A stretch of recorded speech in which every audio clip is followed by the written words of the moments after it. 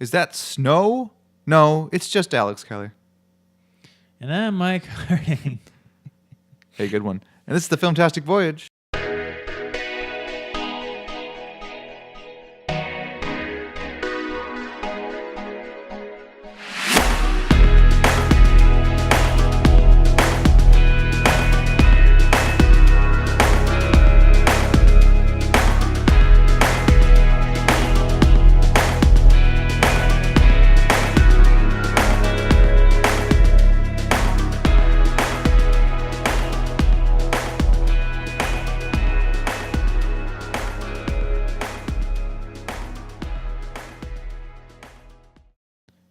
Welcome, everybody. It's the Filmtastic Voyage with your two esteemed hosts. I'm Mike. Esteemed? Yeah, we're esteemed. We're steamy. We're steamboats. Alex. Hey, everybody. We have a special announcement towards the end of the episode, so stay tuned. Yeah. But until then, we're doing what we always do. We're talking film. We're talking flicks. We're talking cinema, movies. Maybe even some TV shows in there. You never know. Anything that's moving, that's on a screen. Talk about anything that moves. That's us. Mike and Alex talking about it.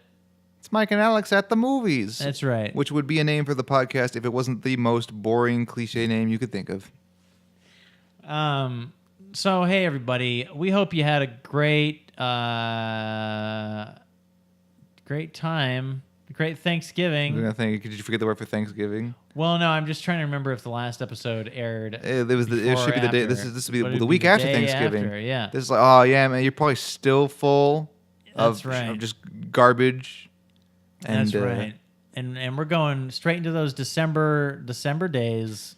Am I right? You want something, Mike, about Thanksgiving? Everyone always is like, oh man, Thanksgiving, gotta talk to the family. It's like I feel like I'm like the only person that's never had a problem with my family. Do you talk to your family a bunch? Yeah, and like none of us are very politically inclined. Well, okay, so you talk to your immediate family. Yeah, which I do. Also, my regular family, like my whole family, pretty much keeps politics out of it. Like who's your regular? Wait, so like my extended family, also. I mean. Oh, okay, but do you talk to them? Do you talk to them on the regular? Like once every couple of years, we all get together for the most part. But my regular my nuclear family. Everyone's like, oh man, gotta go talk to whoever. It's like even if all my aunts and uncles from both sides of my family came together for Thanksgiving, it'd be like totally chummy. I mean, I guess I'm really lucky in that respect. But still, generally speaking, that's how that's my experience too. I'm good. I think, it would be interesting to see a family that gets super dramatic. I don't know how much that happens. I think most families probably there's certain things they just don't talk about. Out of because they know it's going to be a problem. Well, I just think I wouldn't call it outright annoying, but it's a little weird. But like, oh, what are you doing for Thanksgiving? Gotta go talk to the family. It's like, no, I like my family. Don't assume. What are you assuming that guy? You projecting? See, here's the thing. For me, I get along with everybody. However, it's a mixed bag. I would say. I think there's certain people that kind of like they make it a little bit not stressful, but you could tell there's just like a little bit of pressure to be like, on for them, But for the most part, I don't know. It's all right. Mm-hmm. Things are good. But yeah, Thanksgiving, Christmas. Hey, Alex, which makes the better dinner? Well, Thanksgiving, I think traditionally is the better dinner, but. I haven't had my Thanksgiving dinner with my family in like 6 years. Oh, wow. Since I moved out here. So, so I guess Christmas, if it's talking about family dinner, Christmas is better because we see them then. Though not this year for whatever reason, for various reasons. I'm not going to get into it. My personal life, Were you stalking me? Shut up. No, I like Thanksgiving to me is like turkey and mashed potatoes and all that stuff. And Christmas usually has like some kind of ham or like a roast, which is also good, but it ain't no turkey. I love turkey. I eat turkey every goddamn day. You know that. That's true. You have your signature turkey sandwich. I had a turkey sandwich. I changed it up recently. I added cheese to it. You didn't have cheese before? Nope, it was just straight up turkey and mayo. Now I got some mustard, got some cheese. It's because the store got rid of okay, fine. Glimpse into the window into my life. The store got rid of my fucking kind of bread I liked. They just threw it right in the garbage. And so I had to start getting regular slices of bread. And it's like, this bread's like just a regular, it's not a sandwich roll. It's just a regular bread. I got to spice this up somehow. Otherwise, it's all boring. So let me get this straight. Because I always thought it was like maybe like turkey, cheese, and like whatever. Nope, it was literally turkeys and mayonnaise. So it's the roll. It's the sandwich roll. It was the sandwich roll that really made it, though. Turkey and mayonnaise, and that's it. That was it, yes. Okay. Because it was... But, back in my bachelor days, I didn't like having to wash so many knives or... Well, that makes sense. Sandwiches are the perfect lunch food because it's, you eat the whole thing and that's it. It's gone. You don't have to cut it open or whatever, right? Yeah. You just put it in your mouth and that's it. Yeah. So now, I add some components and I don't know why I didn't before because goddamn, having cheese and mustard in a sandwich really makes a difference. Just throw some lettuce in there. No, it's going to get all soggy in the fridge. Because, you take it to work and you got to let it simmer for a few hours, I suppose. So for anybody who doesn't know, I'm in a band with some people, and one of them's a chef professionally. Ooh, a chef. And he was telling me about the anatomy of a sandwich. Oh, are we getting to this thing again? No. Okay. No, not bread sandwiches or any of that shit. That ship has not sailed, but we will not get into it. It hasn't sailed, but that ship is right in the port where it belongs. I was talking to him about like, man, there's certain things in sandwiches that I just don't like. And he's like, well, different things in sandwiches don't just have like a taste purpose. Like it's not just you tasting it. It's like they actually have a function for the sandwich. Like a textural purpose? Yeah. So, you got your meats, you got your cheeses, and then you got your lettuce and like your tomato, and those make a sandwich, more moist, I suppose, right? But then you have other stuff to dry it out. Again, like pepper, let's say salt. onions, and there's different stuff, and it's like this balance of like, to make sure that the bun doesn't get soggy, and to make sure that, like literally, when you're eating this combination of something, that it's not too wet or not too dry or not too salty or not too whatever. It's like this balance, and I'm like, wow, that's interesting. I didn't really think of it that way before. I mean, that's the mark of a good sandwich. Is like it's like a well thought out deck of stuff. Yeah. Me, I just like take whatever in whatever order and throw in my sandwich, and there you go. Well, sure. But it is only 4 ingredients at this point, so. Yeah. Well, hey, nothing wrong with that. Sandwiches are just the best, everybody. It's Come true. on. Give in. Eat a sandwich. I mean, if you include hamburgers in sandwiches, then sandwiches are my favorite food of all time. I do not include. I think it's a hamburger sandwich. I think it counts. When someone says, "Hey, I'm going to have a sandwich today," do you default to them having a hamburger? No, but I think it's like a genus phylum thing where hamburgers are hamburgers, but they're in the family of sandwich. I suppose. Yeah, I can agree with that because a chicken sandwich is almost exactly the same as a hamburger, except you're just switching out the meat. Yeah, exactly. I mean, and you can order a hamburger sandwich, and you'll probably get a sandwich with a hamburger bun in between 2 pieces of bread. Still a sandwich. Like, just because it's a bun doesn't make it not a sandwich. That's true. That's very true. But hey, this is the Filmtastic Voyage, sometimes the Foodtastic Voyage, but I get the feeling there's a lot to talk about tonight, including movies that we've seen that aren't Fantastic Beasts. Hey, if you want to know our thoughts on Fantastic Beasts, go ahead and tune in to the last episode. We had scathing reviews. I don't want to be so. I've said. Well, I guess for me, it's probably pretty scathing. Yeah. But with that said, I mean, hey, I try not to be too scathing. There's good and bad of everything, everybody. All right, it's a mixed. There's good things about bad movies. There's bad things about good movies. Whatever. I'm so hungry right now. Yeah, why don't you get yourself one of them sandwiches? Too bad. Too late. One of those hot beef sandwiches. Oh, man. If only there was Arbys around here. Sorry, I interrupted you with my nonsense. Arbys. Oh, shut up. Arbys is delicious. You could do better than Arbys. Not in this hour. I would pick McDonald's over Arbys.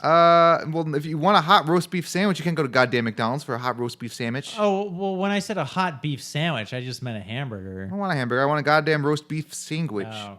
All right. Well, right then, now. Arby's. Man, there was an Arby's across the street from where I went to college, my college had several buildings spread across the city of Chicago, but the one I went to the most had an Arby's right across the street, and I went there like every week, man. It was delicious, shitty fast food, and I love it. I I had Arby's recently for the first time after maybe 5 years of not having it.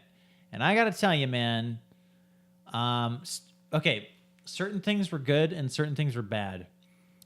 Because I got the 3 sliders, which is just like 3 little mini versions of stuff that's on their menu. Buffalo chicken, fucking amazing. Fucking amazing, Alex. Just regular cold cut turkey sandwich, awful.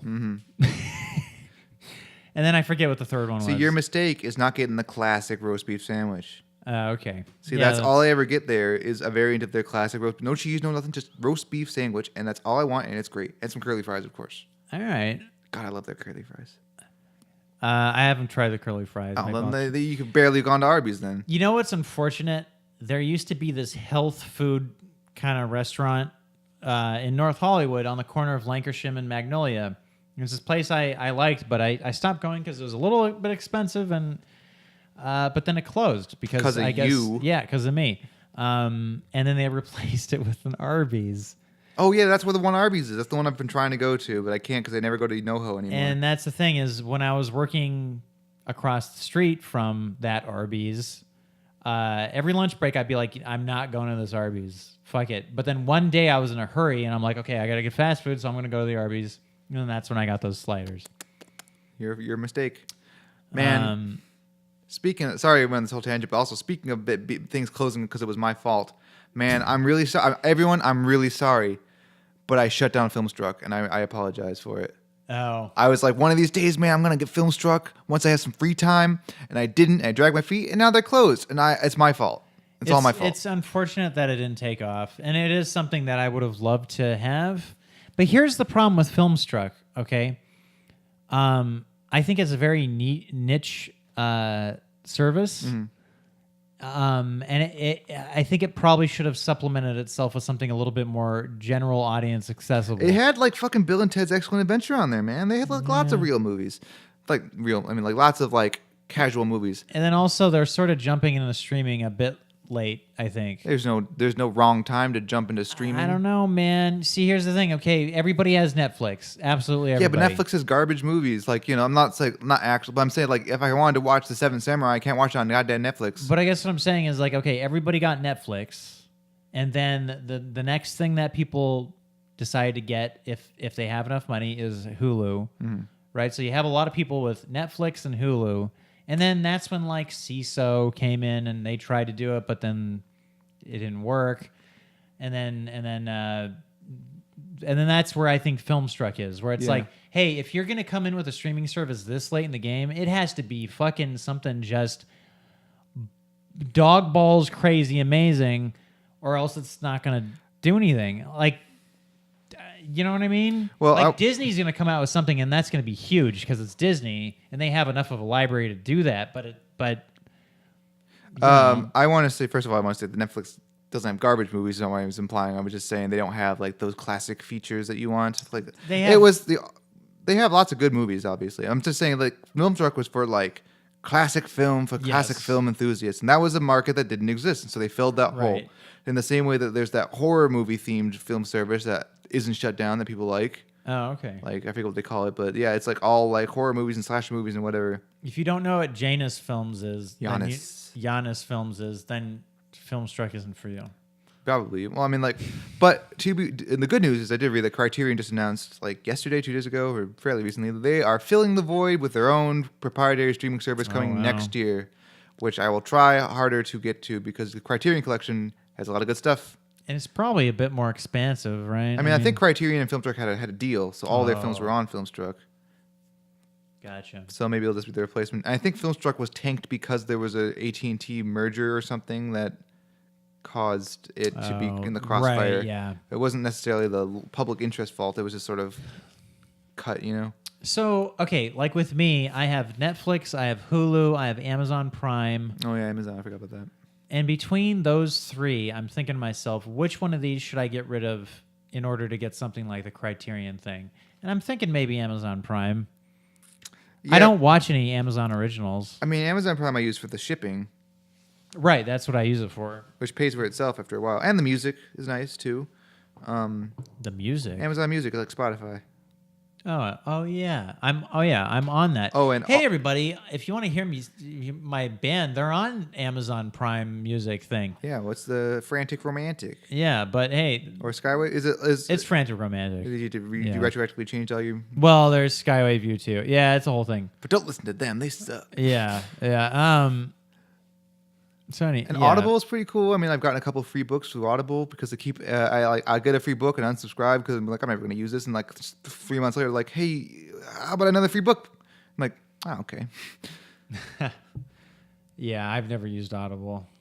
So that's good. I like Audible. I mean, like, I don't have enough time to listen to audiobooks really, but I've enjoyed everything I've gotten there. So it's worth it. I guess I can just afford to get another streaming service.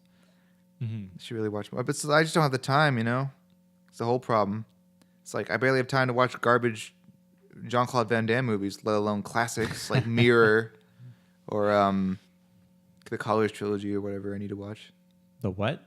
Colors, Red, White, and Blue. I've said this like 100 times. Right. That's right. I thought you said College. No, not the College trilogy. That's like Rodney Dangerfield. Well, there's that, and then Old School, and then something else. Speaking of tenuously related trilogies, I'll get to that later, but remind me. Okay. I'll try to remember. I'll try to remember too. Anyways, speaking of movies, yeah, I watched a whole movie, 2 movies, one of which I'll get to right now, one of which I'll get to later. Sure. The first movie I saw is a movie that I wasn't really expecting to see, but I kept watching GIFs of it on the internet, and they made me chuckle, so I watched the whole movie. And that was Teen Titans Go to the Movies. Really? And that movie, man, I was laughing my balls off. That movie was fucking funny. Huh. Sure, it's little kid, immature, poopy shit or whatever.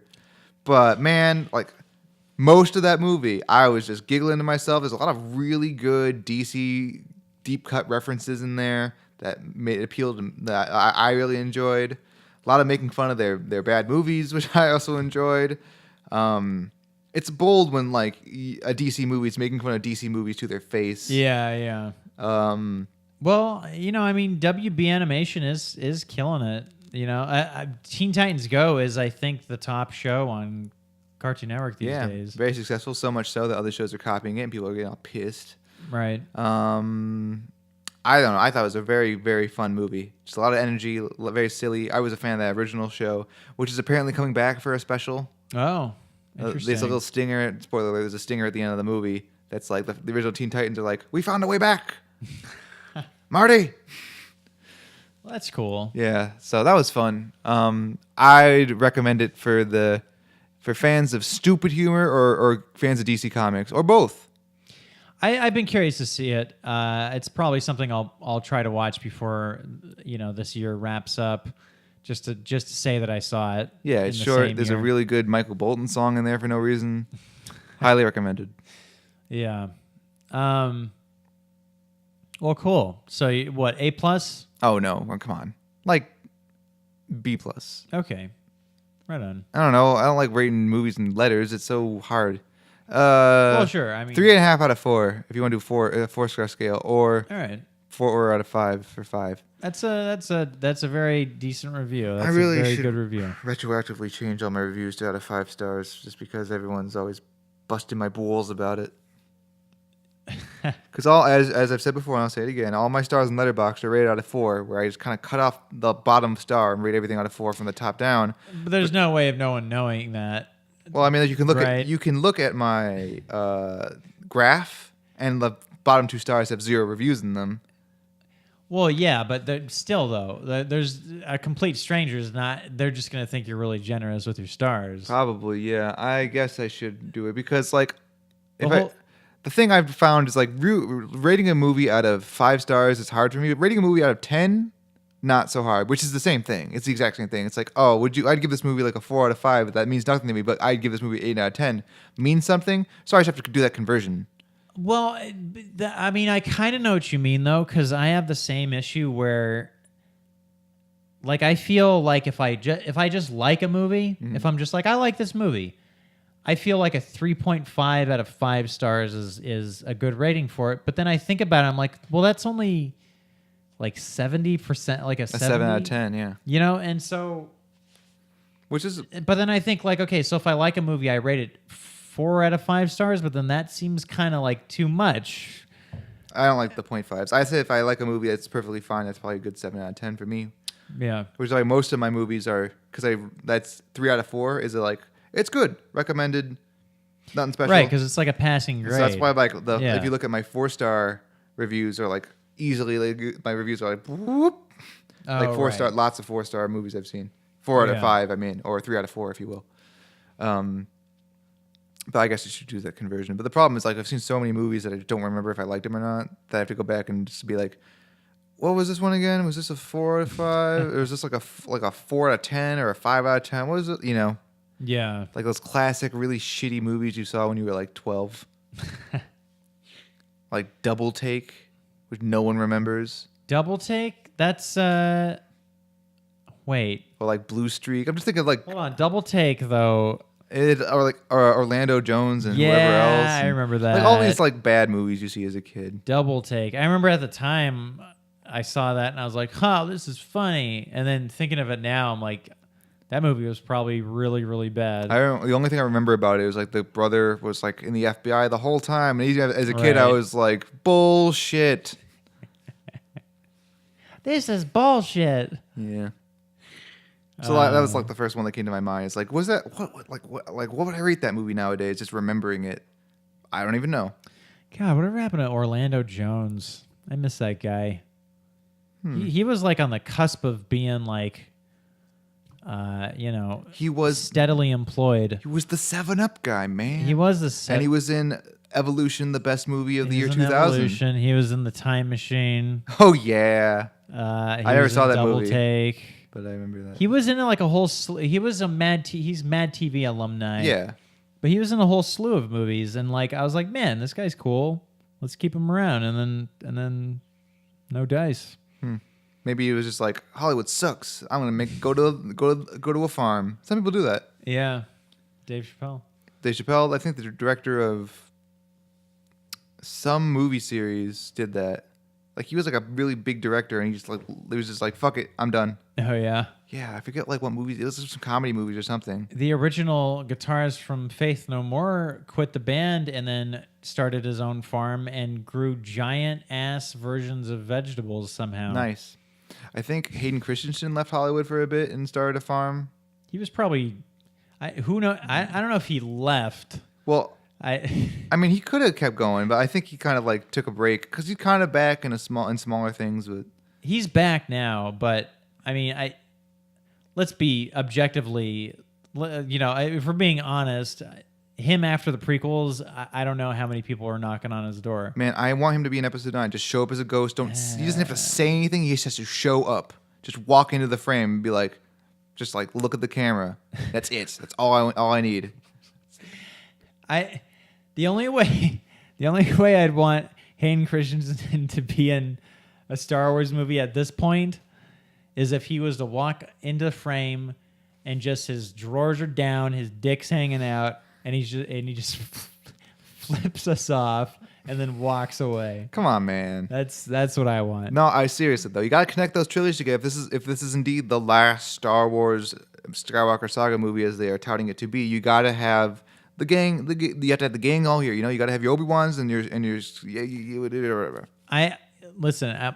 This is my prediction: is Disney's going to take a hard turn with Episode 9 and be like, "Hey guys, we're going to give you all the Star Wars stuff you want for this movie." So that means there'll be Force Jedi, Ewan McGregor, Force Jedi, Hayden Christensen probably. You know, I am not opposed to that. I think, well, we talked about it before, and I'll say it again. We'll drop it because we can't get into Star Wars talk. Episode 9 is in a good position to be the best of both worlds. You can have take everything that was good about Episode 7 and 8 and everything that was good about Episode 7 and all the prequel stuff you like too, and make one big celebration of the entire saga with it, and it can be great. But it just requires a deft hand. So we'll see.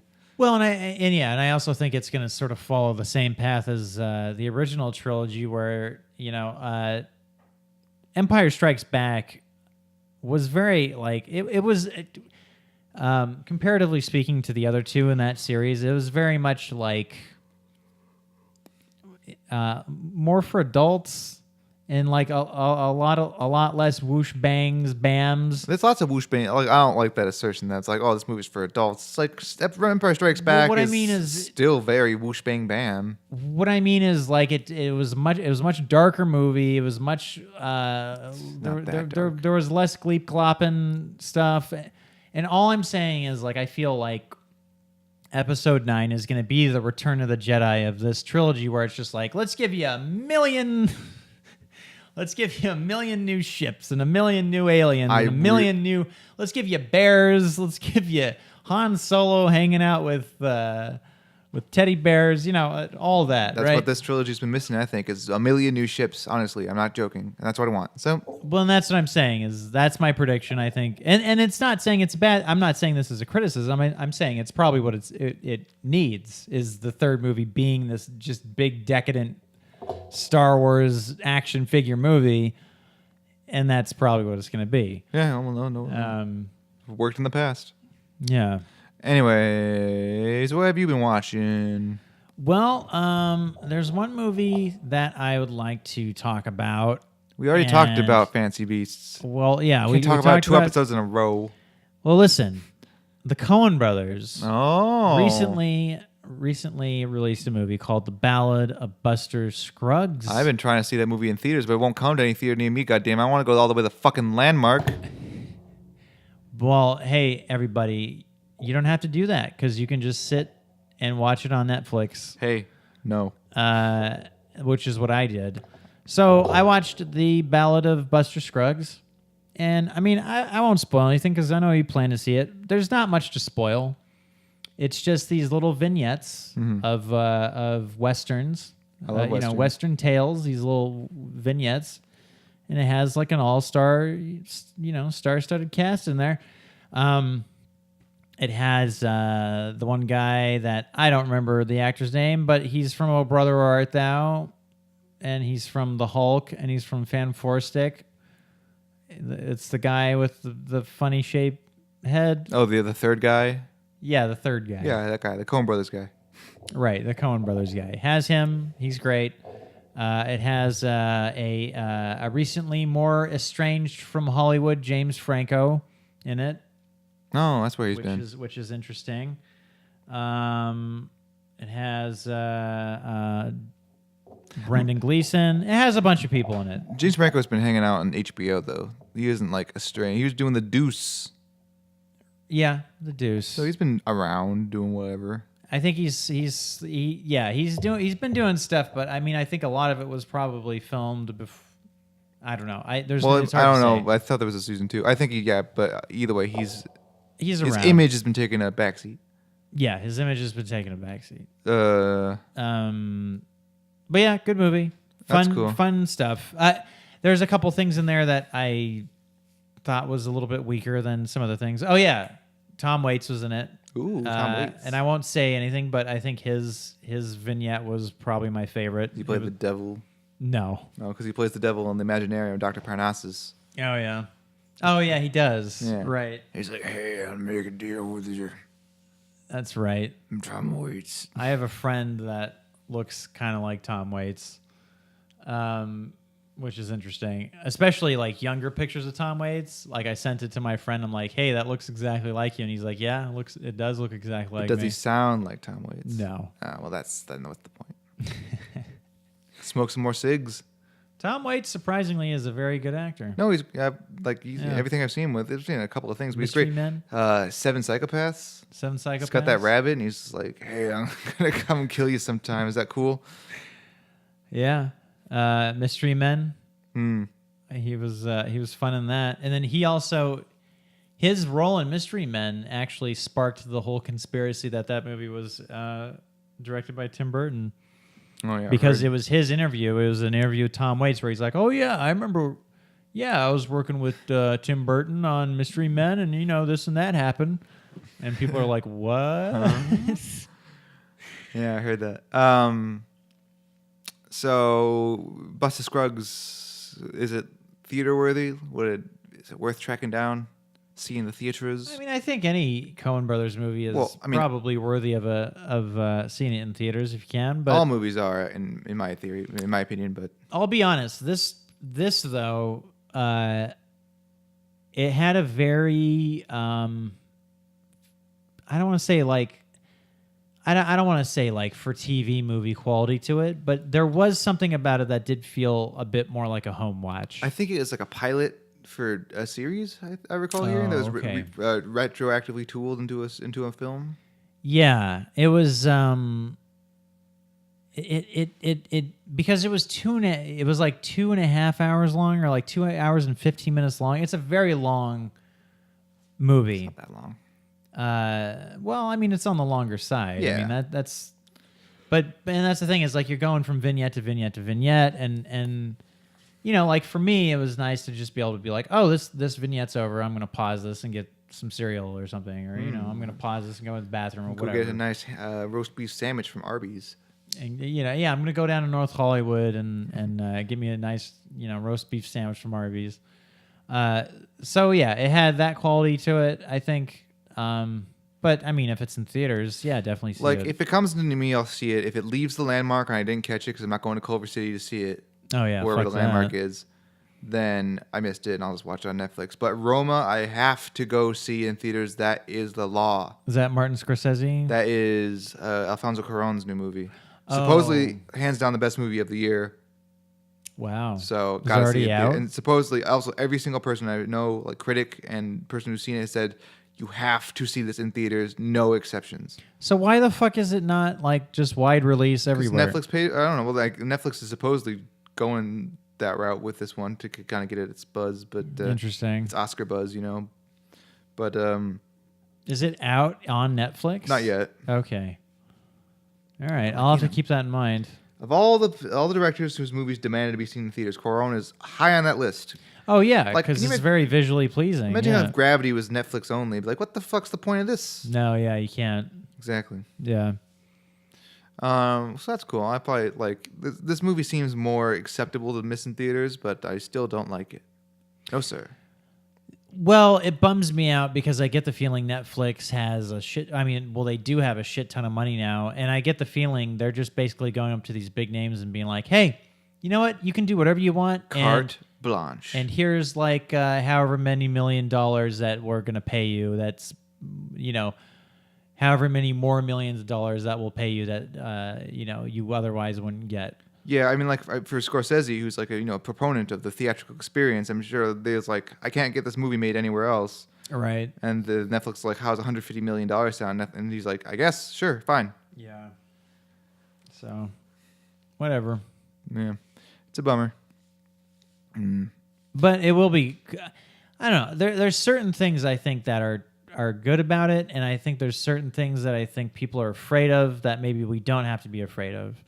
And again, I think Netflix is sort of a similar platform to HBO in the sense that there's like HBO movies with like, you know, big names and big directors and stuff, but it doesn't mean that they don't go back to theatrical release stuff. You know, it's just Well, HBO doesn't release their movies in theaters. What do you mean?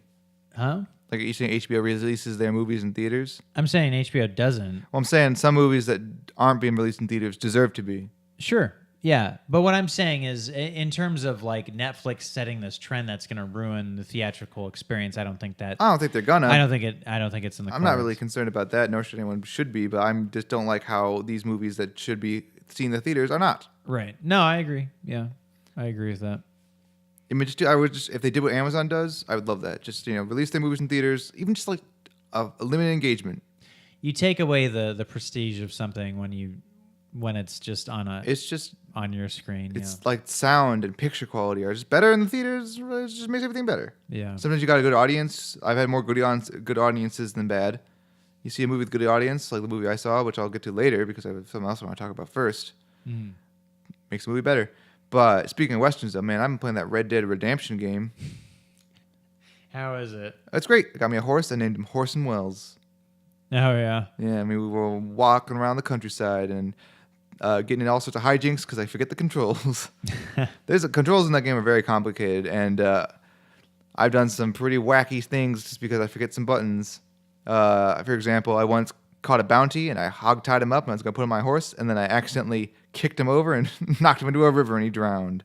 Wow. And I was like, oh, fuck. This is a Rockstar game, Yep, right? it's like Grand Theft Horse, but same different. people as Grand Theft Auto. And then one time I went to go put something on my horse and I accidentally jumped and fell off a cliff.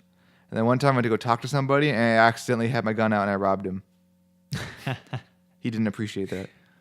Yeah, that Red Dead Redemption 2 seems to be the hot new game. It's hot stuff. The game of the season, I suppose. You could say that. Going to be the big Christmas game. Sure. I was thinking like, oh man, I can't wait to play that new Battlefield game, but the reviews have been coming out, and apparently it's like, it's really good, but wait a few months because they have to iron out some kinks, and it's like some bugs and just some lack of content stuff. Like they're like some of the bigger modes are being saved for later. I'm like, well, guess I'll just keep playing Red Dead Redemption. It is nice that there's DLC for games now. It is nice that like if a game is flawed somehow, it's just as easy as just downloading new content for it and then it fixing itself. It's a double-edged sword because it also gives people the excuse. Like, for example, I've been reading that Fallout 76, the new Fallout game, is a mess. And so it's like, oh, but we'll patch it later. It's like it's both a blessing and a curse. Right. Because sometimes you'd get a game that was unplayable and would never be fixed. And sometimes you get a game that's unplayable and will be fixed, but just because, like, well, we got to get it out. So let's get it out and we'll keep working on it. Well, and see, that's the thing is, I guess it's like a saving grace for sloppiness, sure. But, you know, back in the day, playing N64, you pop in Buck Bumble, and there's all these problems with Buck Bumble. You know, it's like you're playing the multiplayer with these two bees, and you're hitting the soccer ball around, but the physics of the soccer ball is not that great, so you're just stuck with this broken ass Buck Bumble game. As you know, but now you could just wait 3 months and then suddenly that soccer ball would be fantastic. Yeah, it's better than the alternative, but it's like, you know, it's only as good as its development team. Hey, hats off to Buck Bumble. Man, remember how garbage video games used to be, like in the 90s? I mean, there's probably still a bunch of garbage. No, but like games. just by volume, like because games were so much easier to make. You'd have like a team of like 4 people just pumping out shit, totally. like shitty platformers or shitty Buck Bumble soccer games or whatever the fuck you're talking about. And you just have like so much garbage and trash. Even like the Xbox 360 era, you get that. But games have become so expensive to make that the amount of big releases are few and far between comparatively. Well, what bumbles me out is I kind of miss, like, back in the day, especially NES and SNES and Genesis, those days, and like PlayStation kind of too, you just had so many, like you just had a billion games. And you would go to the rental store, you'd go to the Blockbuster, Hollywood Video, whatever, and you can go out and get a new game or two every week, just shit you've never heard of. Mm. And the thing is, people had much less of an investment in it because it's just whatever, like an hour or like a few hours of gameplay anyways, right? So you'd go out and you'd get the Ronald McDonald in McDonald Land game. You'd play it for 20 minutes, decide that it's bad, and then you just go back and rent Vector Man, which was a great game, but then Vector Man 2 sucked, right? Didn't know that. I rented games so infrequently because my parents were like, you know, they're like, I'm not going to rent you a fucking video game. Oh. Or like, because like I don't recall ever having money to pay for it. I recall having to convince them to rent me this. Well, sure. I mean, it was like a thing. Like every kid. And like, it was so soul crushing when I'd rent a game, speaking of Rockstar, like Space Station Silicon Valley. And I was like, oh man, I can't wait to play this. And like, it turned out to be just like a total bummer. And then I owned that stuck game. with this game. I owned that game, and I actually liked that game. It's quirky. It's a slow ass game. It wasn't what I think it was like. It wasn't what I thought it was going to be, and I was but like, it was weird. It was a weird kind of it was like a. I don't know. I liked that game. That was a fun game. That was Rockstar games before they became Rockstar games. Apparently. I had no idea. Like few people do. Wow. The games nowadays are much more like big, and also I think Xbox is trying to kind of bring that thing back because they have like their new like Xbox subscription service where it's like $10 a month and you can just download whatever game of like their library. Oh. So it's kind of like that. I was thinking about getting that sooner than later because like they're like, oh man, I don't want to pay for Crackdown 3, but I could rent it for $10 a month. Yeah. Same thing with like Gears of War 4. It's like I don't want to buy Gears of War 4. but I wouldn't mind paying $10 and playing it. That's a pretty good strategy. That's a pretty good idea. Yeah, that's kind of they're pushing that real hard, and like all of our games now are gonna be like this. So like that's their like ace in the hole, I guess if you want to call it that. Yeah. That's what their game they're leaning on, which is cool. It's a cool idea. Well, and on a similar note, it seems like what I love now is indie games. What I love now is like now we're getting more like kind of short form games again, which is like kind of cool. Yeah, you get short form for cheap, or even long form for cheap. Like Hollow Knight is one of the best games I've ever played in my life, except it's harder than Dark Souls, and I didn't beat the secret boss ending. That game is very difficult. I was also playing it on like the Switch normal controller, which is a little less hardy than I would enjoy. So maybe I should give that another try. But that game is if you like Metroid, that's one of the best Metroid type games. And like, I'm trying to think of the other good ones. Oh, like Overcooked is great. Overcooked is a lot of fun. Yeah, it's a lot of fun. I mean, there's other those stuff. Jackbox games are fun. I'm just trying to think of things because the new one just came out. Boy, the new Jackbox did? Yeah, oh, Jackbox shit, 5. It's got 8-player. You don't know Jack, man.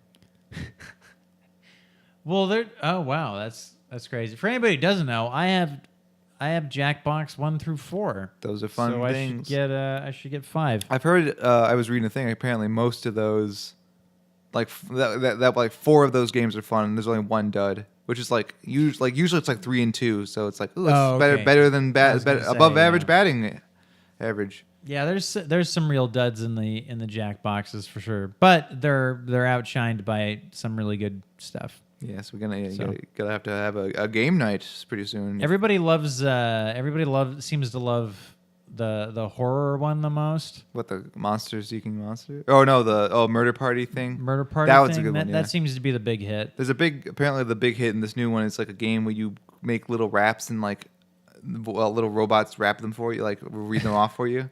Because it's always fun to make robots say things. Yeah. I remember as a kid discovering the text to chat feature like at a friend's house, and we spent like an hour just like typing in words and having it say it. And it was just so much fun. Oh, good times. There was good times with simple brains. This thing called Call Relay. I don't know if you've heard of that. No, I don't think so. But you basically you type in someone's number, and then it calls them. And then what you do is you type in stuff, and then the robot says it to them on their phone. Oh, yes, for like ransom notes and stuff. And what I did is I called a friend of mine, and I was like, hey, friend, I need your help. And they're like, what? And I was like, yes. I'm stuck in between dimensions, and I don't know where. Or I was like, I don't know quite where I am right now, but it's dark and it's not quite in reality. I need your help, and they're like, huh? I don't know. It was better when I did. Yeah, I get where you're going, but that's pretty great. Did they? I bet did they be like, shut up, Mike, and they hang up on you? Or? Well, they didn't know it was me because it was all just robot voice. Oh, I see. They were like, help! It's Mike. I'm stuck between dimensions. No. I didn't say I was me. I said I was someone from one of our classes. I just said I was just some random acquaintance from one of our classes, and I was just like, hey, this is this person that was in your class 2 years ago. Oh, you should just you should just had like, help, I'm stuck in the ether, and they'd be like, huh? Yeah, I don't know. I guess they're all the same. Right, yeah. I should do that again. Yeah, you definitely should. You should call the White House. There's also Prank Dial. Have you heard of Prank Dial? No, prank calls are stupid. They are. Yeah. No, and that's the thing is, I mean, this is stuff that, like, trust me, this is not a hobby of mine, but fucking crank yank over here. It's basically you go to this website, and it's called Prank Dial, and it has just someone say, it's like soundboards. Like Arnold Schwarzenegger and all that. But this is just basically random people. And you can pick between these different scenarios that you want people to say stuff for. So it could be like, oh, you hit my car. Or like, oh, why are you talking to my girlfriend? Or like, blah, blah, blah. So like for prankers that are feeling extra lazy, you can go to Prank Dial and just basically automate a prank. Good story. Good stuff. Tell me, Alex, did you ever go through a prank dial phase? No, I don't. I'm too much of a coward. I went through one. I like bothering people. But it was always I never made them harmful though. Like I'd just call up a hotel and be like, "Hey, I'm the guitarist from Soundgarden, and I'm looking to book a suite at your hotel." And they'd be like, "Oh, cool." And I'd be like, "So have you ever had anybody else stay here that's like a musician?" They're like, "Well, we had Paul McCartney stay here." And then I just wouldn't. I would. They'd say Paul McCartney, and I would just sit there in silence, like I'm not impressed, right? Uh-huh. And then I'd be like, "Okay, well, I have like a few demands that just like regular stuff that like I'll need." And then so I'd start off with like a couple things, and I'd be like, "Yeah, and so like I'll need like a moist towelette, specifically something I could put on my forehead at night." And they'd be like, "Oh, okay, yeah, we could do that." I'd be like, "All right, cool. I'll tell you what, I'm almost locked in. Let me just call you back." And then I would just never call them. Man, what a tremendous waste of time. You're a real piece of shit. It was fun. No, yeah, it's fun. But anyways, yeah. Yeah. Prank phone calls are something you do when you're a teenager, and then you stop doing once you're not a teenager. Yep. That's how it goes. Yeah. Anyway, speaking of good stories, I saw me a movie that was pretty good. Mike, you know how like a few months ago I was saying like, man, it's been like a long time since I saw a movie that was like, oh man, this movie reminds me of the power of movies. You know what I'm saying? Yeah. I saw one of those movies again. Fucking 6 out of 5 star movie or whatever you want to call it. Wow. It was fucking Steve McQueen's Widows. Yeah. I guess my invite got thrown out to see that. Oh, shut up! movie. I was busy that day. I was going straight from that to going to like fucking shopping for Thanksgiving, Nah, so I you know. don't got no excuse. I really do want to see that movie though. It looks really good. It's also not a good movie to see with your pals. Really, it's kind of super intense. Oh yeah. But man, it's a fucking maybe the best heist movie I've ever fucking seen, man. So it has the lady. I don't remember the lady's Viola Davis? name. Okay, was she?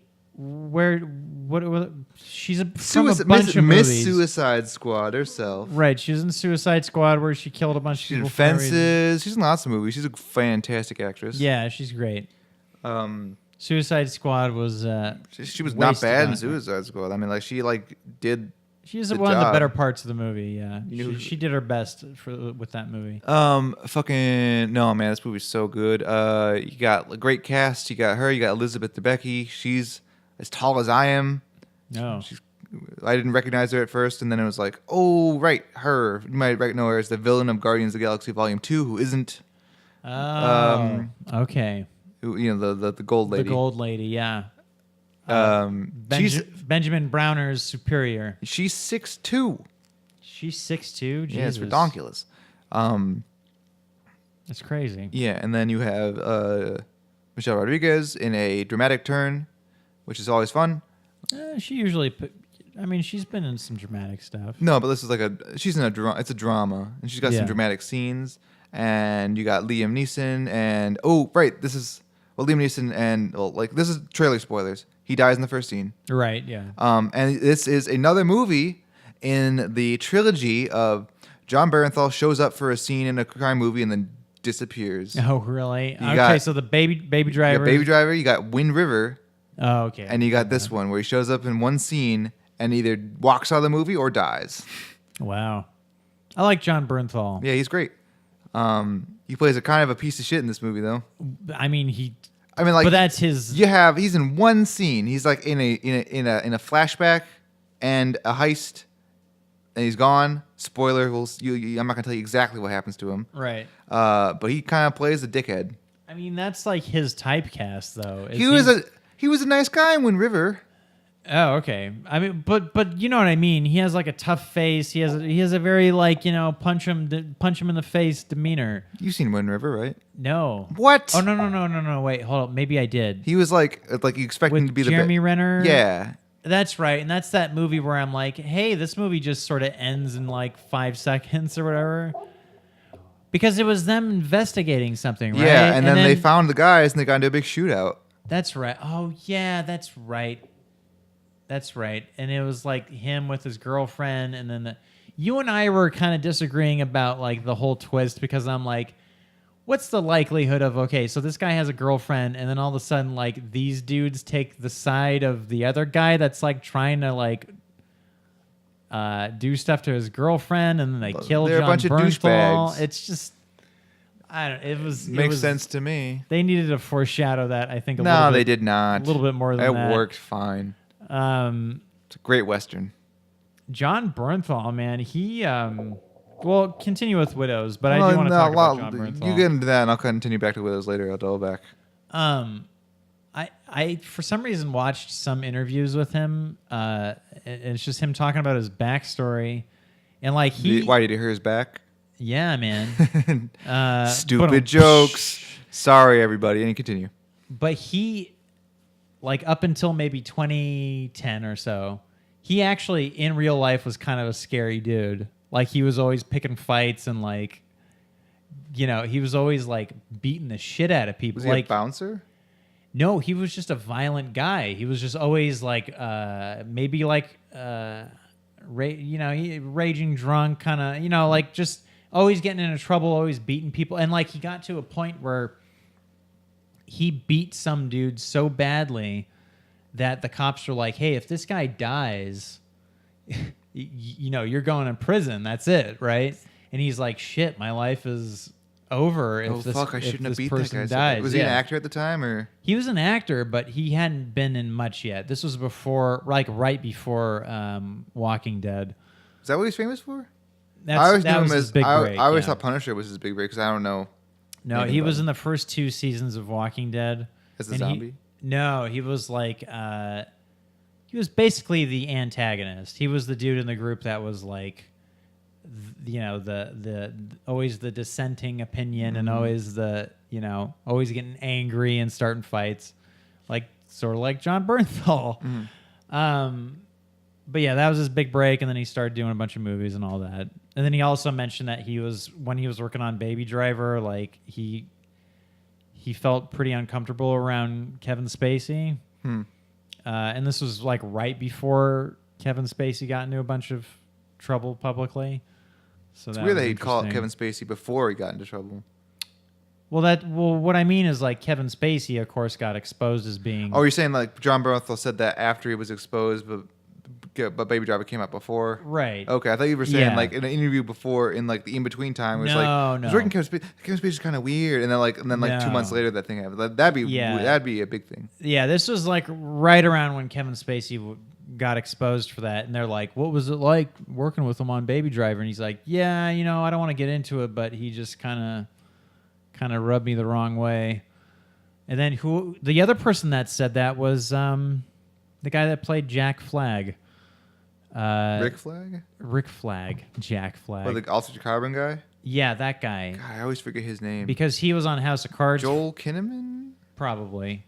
But he was on House of Cards for a season, and he said Kevin Spacey was... he had to deal with some things with Kevin Spacey. I heard a thing. I'm not going to say who, but I heard some guy worked with an actor who had a mountain of coke in his trailer. I'm like, yeah, that does not surprise me. I'm not going to say who. I don't know why I brought it up. Oh, well. But Hollywood actors, you know what I'm saying? Yeah. That's interesting. Anyways, it's nobody we've talked about like ever, so don't worry about it. I mean, I'm pretty sure coke is like rampant. It's just with celebrities. Gotta take my medicine. You know? Someone recently told me a story of someone else that,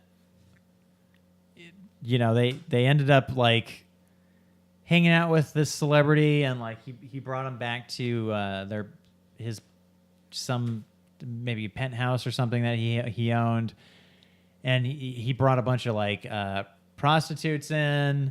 And then, like, at one point, you know, and there's a bunch of coke and stuff. And then at one point at the end of the night, he's just like, well, everybody, good night. And then he brought all the women with him into the bedroom. And then, like, just whoever these 2 guys were just, like, awkwardly sitting in the living room, like, do we do each other? Or what? Like, what do we do, right? And then they just left. Huh. But yeah, that's fun. I remember this is a fun story. Like years and years and years ago, I met a girl at a party, And then when one date and during the day she was like, yeah, you know, I was like super high on coke when I met you, and I never talked to her ever again. I was with you at that party. Yeah, you were. And I remember who that was. Yep. Yeah. Do you still know her? I didn't know her then. Okay, good. Yeah, I had no idea who that was. She was nice. Seemed nice. Yeah, she seemed nice, but it's like, I don't want to deal with this. Well, yeah, I mean, cocaine, yeah. It's a hell of a drug. Anyway, so Widows is fucking amazing. You got fucking, man, this dog actor. Fucking dog SAG award for this dog actor. Not only was the dog great in this movie, but the dog was also the dog from Game Night that gets splattered with blood. The same dog. Wow. It's like that, and then also rounding out the dog actor, but best supporting dog. You got the dog from Bradley Cooper's dog from A Star Is Born. Oh, I haven't seen that movie. Big year for dog acting. I mean, every year is a big year for dog acting, but maybe they should just have the animal awards.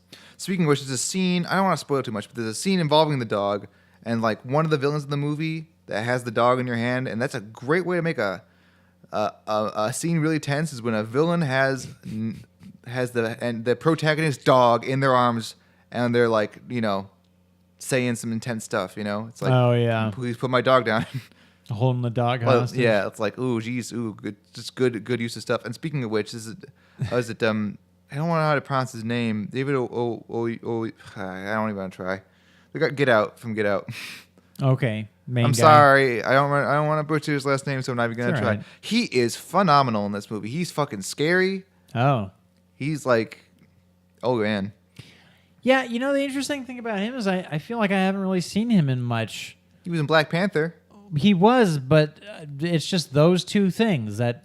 I mean, I guess this is over a span of a couple of years, so whatever. Yeah, but mean, he's blowing up. Yeah, I want to see him in more. Oh man, he's so fucking good in this movie. He's super scary. There's another actor. There's a fun thing I was thinking of. It's like, hey, remember There Will Be Blood? There's that Daniel Blainview's brother shows up. Do you remember that guy? I don't know. You might also remember him as Benny from Brendan Fraser's The Mummy. Oh yeah. It's like, whatever happened to that guy? I haven't seen him forever. And I thought that like on Sunday, I go to see Widows. And there he is on the big screen. Nice. I'm like, yes. Good as the guy he's still getting work. I love when that happens. I love that guy. I love that guy. I love when that stuff happens. Like, you know, I haven't seen him forever. This actor/actress, and then they're in the movie. I'm going to see. The same thing happened when we saw Hail Caesar, and I was like, whatever happened to Allison Pill? And then she was in that movie as Josh Brolin's wife. I'm like, oh look, Allison Pill, how fun. Yeah, and Wayne Knight was in there too. I wasn't wondering about him though. I thought he retired. Anyways, I should give Hail Caesar another I love watch. that movie. Widows has the actual heist of Widows. Like, I'm trying to be vague. It has it's probably one of the best, most grounded heists I've ever seen in a movie. It's awesome. Great performances. Colin Farrell has a pretty okay Chicago accent, but his Irish slips in just occasionally. The movie takes place in Chicago, which is nice. Filmed in Chicago, you can tell. Oh, cool. Yeah. What else? Is there stuff? There's a scene in the movie that I thought was really, really effectively shocking. That really kind of kept me up at night, man, if you will. I don't want to spoil it, but it's filmed very detachedly. It's a flashback that's filmed very detached. Like, I mean, if you've seen the movie, you might know what I'm talking about, but I'm not gonna say. Filmed very detached. Like, the camera doesn't move. It's just like mounted on the back of a car, and it just happens so fast. You're just like, oh my god, I don't know, but like it was super effective. There's also there's a couple of really good mounted car cam shots and then like really long takes. Steve McQueen's fucking great, man. I mean, I loved him in those old action movies, and I'm really happy that he's directing now. You know what I'm talking about. No, I know. It's just funny that his name is Steve McQueen. I'm sure he gets that all the time. Like, he could have every easily party gone he goes to. I'm not gonna. Why would you change your name? Do people do that all the time? Yeah, but you're a names? director, though. If you're an actor, yes, but you're a director. It's different. All I'm saying is he's asking for it by going by that name. I bet every party he goes to is like, oh man, I loved you in The Great Escape, and he just wants to kill you. And rightfully so. A lot of people, what they do is it's like, oh, there's already like a lot of people take their first and their middle name and they make that their... Like Michael Douglas. Yeah. Whose real name was... What was his real name? I forget. No, wait. I think it was Michael Keaton, whose real name was Michael Douglas. Oh, that might have been it. I know Michael Keaton's not his real name. No, wait, because Michael Douglas is related to Kirk Douglas, so of Yeah. course. Yeah, Michael Keaton's, that's his fake name. Sigourney Weaver's a fake name. David Bowie's a fake name. Well, David Bowie's David Jones. Yeah, well, And it's already a Davy Jones man. Well, from the Monkees. From the Monkees. Yeah. So then he thought, hey, Bowie knives are cool. This will be interesting. And so then he made his name David And Bowie. then Nicholas Coppola is like, hey, I like, Luke Cage. It'll be Nicolas Cage. I wonder if I hope Nicolas Cage watches the Luke Cage Oh, I'm Netflix sure he series, does. But even though it's canceled now. I bet that also, what is Vin Diesel's real name? Not Vin Diesel. I It's forget. probably Chester McFriendly. It's probably Vincent something. Vincent D'Onofrio. Yeah. It's like I can evolve the His real name is Harrison Ford. Can you believe there are two Vincent D'Onofrios in the acting circle? I gotta change my name to Vin Diesel. His real name is Rutger Howard. That'd be really funny. Tom Cruise. There can't be two Rutger Howards. That would be too confusing. There's too many Rutger Howards in Hollywood. So yeah. Boy, Vin Diesel's basically just Fast and Furious or bust nowadays. He had that one Riddick in that Witch Hunter movie and Triple X 3 and all that stuff. And Groot. And Groot. Which barely counts. I mean, come on. It doesn't really. No. The Iron Giant 2. Yeah. Just kidding. I don't want to. That's one of those movies where I feel it is kind of a sacred cow, as you would say. I feel Iron Giant should not ever have any kind of sequel or prequel. Because why not? Why? Yeah, why? So anyway, Widows is the best movie I've seen all year by far. Not including like movies I'd like Avengers and like movies I'll watch again more, but like sure. It's like the different type of movie. But in terms of like this is a movie that is like a real It's like hard-hitting drama. technical achievement. It's the best Yeah. movie I've seen all year. And I mean, like I haven't seen Roma and stuff that everyone says is great, but gosh damn, this is the first movie since like Phantom Thread, which is like what a movie. Hooah! Well, cool. Yeah, I plan on seeing Widows. Hopefully, it'll still be in theaters for the next couple weeks. There was like a part like that whole movie like it started up super great. It was like, oh man, this movie's like a 5 out of 4 stars. And then in the middle of the movie something happens, and I'll be vague, and then it's like this movie's like a fucking 6 out of 4 stars. It's excellent. All right. Well, cool. I'm glad to hear that. I mean, the trailers impressed me. So, and it's coming out at a good time. Mm-hmm. Well, is it though? Because now we got like this weekend we got Creed 2 coming out, or the last weekend. What else is coming? They got Creed 2. Creed 2's out now. It comes out. Well, I mean, like we're recording this before that's right. Thanksgiving. Yeah, that's but it comes right. out Wednesday, the day that the last episode came out. I'll be honest, dude. I'm calling it right now. Creed 2 is my prediction is Creed 2 is probably not going to be nearly as good as the first movie. Like Rocky 1 or Creed 1? What? By the first, you mean the first Creed? By the first Creed movie. I mean, is the reviews are in, so. Oh, are they? Yeah, it's not as good as the first Creed, but still good. Okay. It's like Rocky 2 to Rocky 1, Yeah. they say. You got Wreck-It Ralph 2, which I've already recommended. Oh, yeah. Wreck-It Ralph recommended. That's getting fabulous reviews. I'm sure it is. It's got like a 93 on Rotten Tomatoes right now. I mean, hey, that's, it looks good. You got Roma coming out, The Favorite, that new director of The Lobster, whose name I forget. Oh, yeah. One of his weird movies, which I really want to see because it looks really both funny and really weird. That does look good, yeah. I have to see that and The Killing of the Sacred Deer and The Lobster and that guy's weird shit. I always like, ooh, mark that down to watch later and then, on Amazon and skip it. There's like Roma, I think I already said like 3 times. And what was like one more thing like coming out like the next few weeks. Something with the Queen or the Queen. There's Queens. The Favorite. Wasn't that one? No. I'm talking about the Mary Queen of Scots movie. Yeah. Yeah. Has Saoirse Ronan in it. Saoirse Ronan and Margot And Robbie. Margot Robbie, both great actresses. Yeah. Then you got Aqua My Man and like This Christmas and Mary Poppins, and then the remake of Deadpool 2. Skip. I don't need to see Deadpool 2 again. Yeah. I was thinking like I would like to see a PG-13 Deadpool 2, but then I was like, But I also hated like everything about Deadpool 2. Right. Like the action was boring and everything. But I'll see it maybe on rent to just to see how the editing is because it's an interesting editing exercise. But yeah.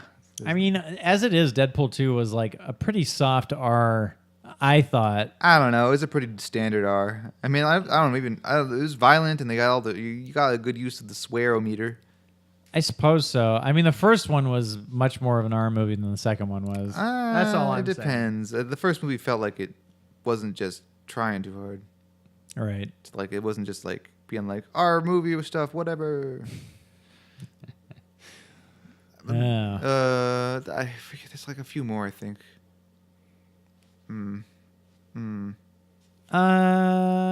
Yeah. I mean, those are the big ones, though. That's a pretty. Well, there's like Grinch. This is already out. I'm thinking of things that are coming out. Oh, it's already out. Yeah. Oh, okay. Holmes. Holmes? Oh, Holmes. Yeah. Oh, well, yeah, that one. Oh, right, that is coming out, isn't it? Yeah.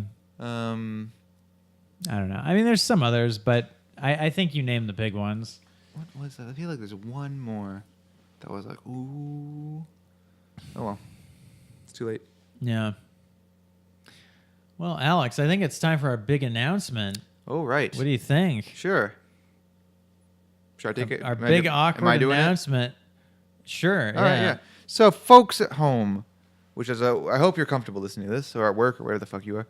So, Mike and I are, we're feeling the holiday spirit, and we're also kind of feeling the holiday fatigue, the grind. And so we're going to be taking a little hiatus, a little holiday break for the next 6 weeks or however long it is until next year. However long it ends up being, yeah. Just to kind of refresh ourselves. I think we could use a bit. We've been podcasting pretty much nonstop since September of 2016. Right. And even then we had another intermittent show since January of that same year. So I think we deserved a goddamn break, okay?